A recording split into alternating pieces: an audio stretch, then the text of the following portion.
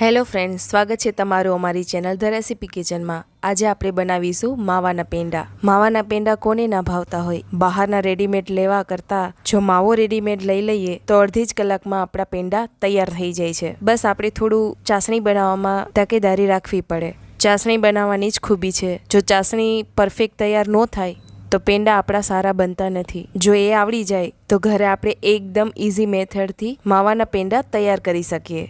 તો video and સુધી જોજો। શરૂ કરીએ અને રેસીપી જોઈ લઈએ। તો સૌપ્રથમ આપણે ખાંડનું મેઝરમેન્ટ છે એ જોઈ લઈએ। અહીં મેં 1 કપ સાથે બીજી 1/4 કપ ખાંડ લીધેલી છે, મતલબ કે ખાંડ આપણી 250 ગ્રામ જેટલી છે। અહીં બીજી સામગ્રી જોઈ લઈએ તો તેમાં મેં 500 ગ્રામ ગાયના દૂધનો માવો લીધેલો છે। 1 કે 2 ચમચી આપણે તેમાં ઘી જોઈશે। અહીં 6 કે 7 નંગ જેટલી એલચીનો પાવડર લીધેલો છે અને જે કપનું મેઝરમેન્ટ બતાવ્યું હતું ખાંડનું તે મેં અહીં એક બાઉલમાં લઈ લીધેલું છે। સાઈડમાં મેં 7 થી 8 નંગ જેટલી બદામ છે એની કતરણ મેં રેડી રાખી છે। અહીં માવો છે એ આપણે આ ગ્રેટરની મદદથી ગ્રેટ કરી લઈશું।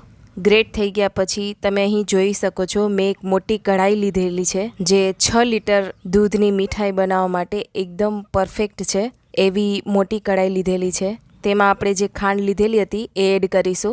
1 and 1/4 કપ ખાંડ હતી તો તેની સામે આપણે પોણો કપ જેટલું પાણી એડ કરશું। કઢાઈને આપણે ગેસ ઉપર રાખી અને આ રીતે હલાવતા જઈ એની ચાસણી રેડી કરવાની છે। થોડું ઉકળવા દઈશું અને વેઇટ કરીશું। ચાસણી આપણે અહીં 1.5 તારની રાખવાની છે, મતલબ કે થોડી એવી થીક રાખવાની છે। અહીં તમે જોઈ શકો છો થોડી એવી થીક રાખી છે, મતલબ કે 1 તાર પણ નથી અને વધારે જાડો તાર પણ નથી। 1 તાર હોય તો લાસ્ટમાં તૂટી જાય, આવો થોડો એવો થીક તાર હોય અને તાર તૂટે નહીં, મતલબ કે 1.5 તારની આપણી ચાસણી રેડી છે। આ જ્યારે આપણે સમર સિઝનમાં પેંડા બનાવતા હોય ત્યારે આપણે આ તાર બનાવવાનો છે, પણ જો વિન્ટર સિઝનમાં આપણે પેંડા બનાવતા હોય તો તમે 1 તારની ચાસણી બનાવી શકો છો। અહીં આપણે 1.5 તારની ચાસણી લઈશું જે એકદમ પરફેક્ટ છે। હવે આપણે તેમાં જે માવો ગ્રેટ કરેલો હતો તે આપણે એડ કરી દઈશું ચાસણીમાં। પહેલાં તેને મીડિયમ ફ્લેમે આ રીતે માવાને ચાસણીમાં મિક્સ કરતા જઈશું અને હલાવતા જઈશું। જેમ જેમ માવો છે ચાસણીમાં એડ કરશો એમ પહેલાં તમને થોડું થીક લાગશે। જેવો થોડો ટાઈમ થશે અને માવો મિક્સ થતો જશે એમ ધીરે ધીરે એ થોડું પાતળું થતું જશે અને જ્યારે પેંડા બનવાના સ્ટેજ ઉપર આવે ત્યારે ફરી થોડું થીક થતું જશે, મતલબ કે પેંડા વાળવા જેટલી પરફેક્ટ થિકનેસ આવી જશે। અહીં હું તમને માવો અને ખાંડનું પરફેક્ટ જે મેઝરમેન્ટ છે એ કહી દઉં છું।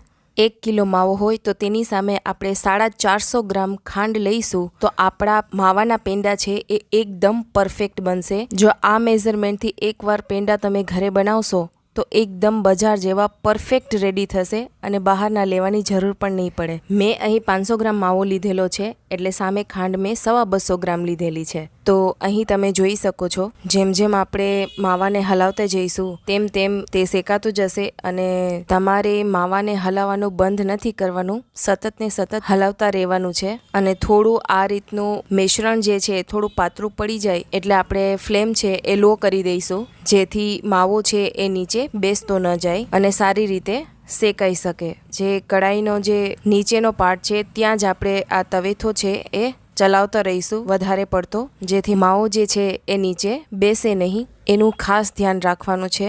કન્ટિન્યુઅસલી તમારે ચલાવતા રહેવાનું છે। 17 મિનિટ જેવું થઈ ગયું છે અને હું થોડો માવો છે એ આ રીતે થાળીમાં લઈ અને ચેક કરું છું। તમે જોઈ શકો છો કે ઠંડુ પડ્યા પછી પણ આ રીતનો માવો જે છે એ હજી ચોંટી રહ્યો છે હાથમાં, મતલબ કે હજુ એ રેડી થયું નથી। ફરી પાછું આપણે તેને લો ફ્લેમે આ રીતે ચલાવતા રહીશું।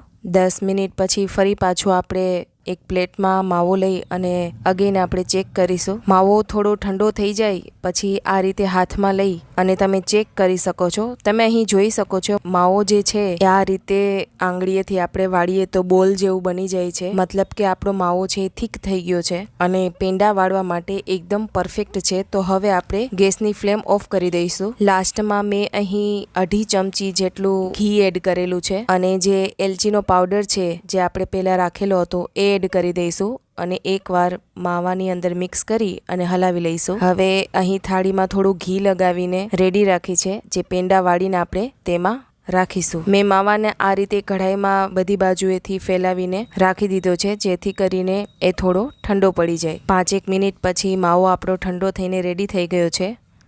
તમે જોઈ શકો છો આ રીતે મેં માવો લઈને પેંડો વાળ્યો છે. આપણો પેંડો છે એકદમ સરસ રેડી થઈ ગયો છે. હવે આપણે તેને જે બદામની કતરણ આપણે રાખેલી હતી પહેલા એનાથી આપણે ટોપિંગ કરીશું. તમે જોઈ શકો છો અહીં મેં પેંડા બધા વાળીને તૈયાર રાખેલા છે થાળીમાં. બધા પેંડાને આ રીતે બદામની કતરણથી ટોપિંગ કરી રેડી કરીશું. તમે જોઈ શકો છો આપણા એકદમ ડિલિશિયસ યમી એવા માવાના પેંડા રેડી થઈ ગયા છે.